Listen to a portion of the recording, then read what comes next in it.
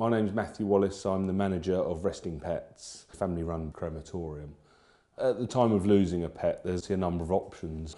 If you were to lose a pet at home and you've got burial, cremation, we can collect the pet.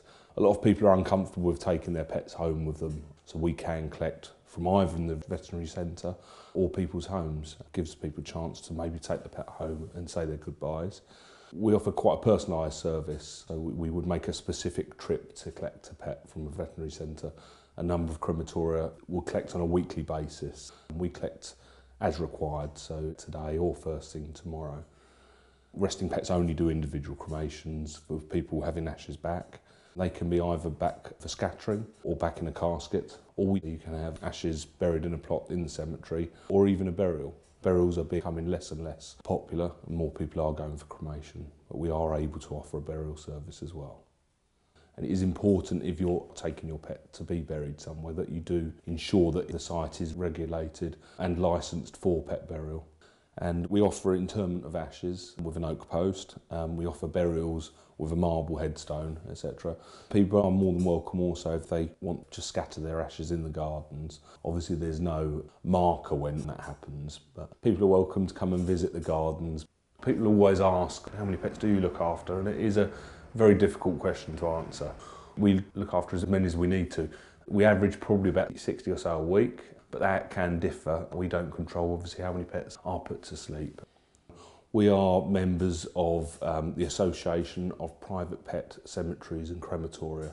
We follow a very strict code of practice and they do inspect us. The pets are cremated individually in a purpose-made cremator. We don't use a larger machine with pets on trays. It is one pet in the cremator at any one time. The cremator is given plenty of time to cool down to enable us to extract the ashes from the cremator, and then they would go through a machine called a cremulator.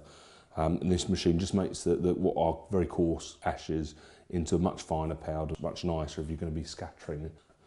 There are obviously different levels of service with cremation. We offer a full individual cremation, so you would be receiving all and only your pet's ashes back.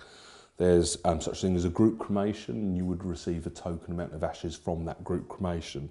Obviously you're not guaranteed to receive any of your pet's ashes, and you would be taking other people's ashes. Or a communal cremation where you would receive no ashes back. It is quite important to make sure you research to find out what service you're being offered, because it can be worded in a way that you are led to believe that you're getting your pet's ashes back.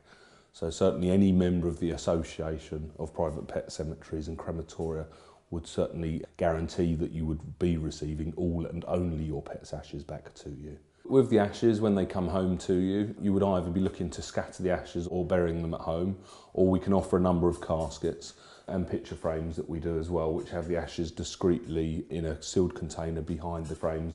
We also do paperweights, and the ashes are actually in the swirl in the middle of the paperweight, and we can do cufflinks, rings, necklaces, etc. We'll always say to people, if there's something specific they would like, we're happy to spend time to source that. We have imported caskets from America before for people. A lot of people take ashes to be scattered on a relative's gravesite, etc. We would always recommend just to speak to the cemetery or where you're going to scatter the ashes if possible, just to inform them that you wish to do so. I've never seen it being a problem. With return of ashes, if we're collecting a pet from a veterinary surgery, we would guarantee to have the ashes back to the veterinary surgery within a week.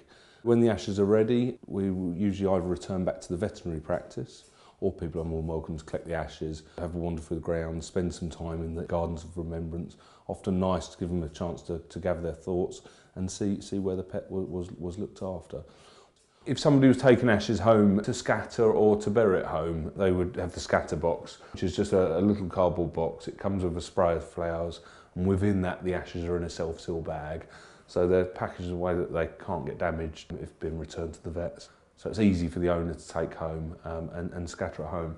A nice idea that people are starting to do at the moment, which I think is a fantastic idea, rather than scattering the ashes and not actually having that at home, is actually putting them in a big pot, emptying the ashes in the base and maybe having a rose on top. I think it's a nice idea. It's something you can always take with you as a sort of lasting memory. People often ask me what quantity of ashes we would be looking to receive, and we cremate anything from hamsters to horses here at Resting Pets. I would say for sort of a cat-sized casket, about the size of a small teacup, and a horse is a much larger box. So you expect to get, size of a couple of sort of shoe boxes. It is very difficult to give an exact size of ashes, because we guarantee that they would all come back to the owner. Obviously, it's a very emotional time when you lose your pet. I think it certainly can be made a lot easier by personally researching your local crematoria that you wish to use. People don't tend to with pets, and I would strongly advise that if you've got a pet, part of the ownership is to speak to your local crematorium, even visit them, and I would strongly advise that you use a crematorium where they are open. They will allow you to come and see the facilities. At Resting Pets, we're always open for people to come down to see the crematoria, to ask us questions, visit us. And once again, the Association of Private Pet Cemeteries and Crematoria, the APPCC, a member of those, as I say, they follow a very strict code of practice, so it's certainly worth considering to use one of their members. People often say to me, how do you do your job? People come to us and they all leave with a smile on their face. So I think we're certainly making it easier. It's a very difficult time. We're making that time a lot easier for people. When looking to bring your pet to a crematorium like us, it's certainly worth considering a number of things. Making sure you keep the collar of the pet. We can do cuttings of fur, or we can offer things such as paw prints for your pet. But certainly consider everything before, because once the cremation's taken place, you can't go back, and often those things are fantastic memories that you can keep for your pet. When you bring pets to us, if they've got a soft blanket or something that you wish to be with them, or some people wish to write a little poem that can go with the pet. So that's sort of things we can accommodate and just make that time a little bit nicer for you. You'd bring your pet to us into one of our purposely made chapels of rest. It's just somewhere private. You'd be able to spend some time as long as you need to gather your thoughts and maybe write a little comment in one of our books of remembrance. Another thing to consider when using a crematorium is, one, how a pet's stored. We don't freeze any pets. The standard of looking after pets at a veterinary practice, if the pet may be there for a number of days, it would be to freeze a pet. We use a cold room at 3 degrees, so we look after pets there. And if people want to come and see their pet in one of the chapels of rest, more than welcome to come and see the pet here in one of the chapels to say their goodbyes. Our pets are labelled extremely well, and that is one thing to certainly make sure that the pet's labelled well. We have a triplicate book. The green copy would stay with the veterinary practice, so they have a record. The white copy would stay within our office, and the yellow copy would stay with that pet throughout the cremation process. And when the ashes come to the office, the yellow copy is with the ashes in the bag. Something really important, just to find out what systems they've got in place for labelling and ensuring that the ashes you get back are certainly your pet's ashes. Regarding costs, there are different levels of service that you can have, from a communal cremation to the individual cremation here. There are places you can get a much cheaper service, but certainly question what you're getting for, if people are offering a very cheap service, there's a reason why it's cheap.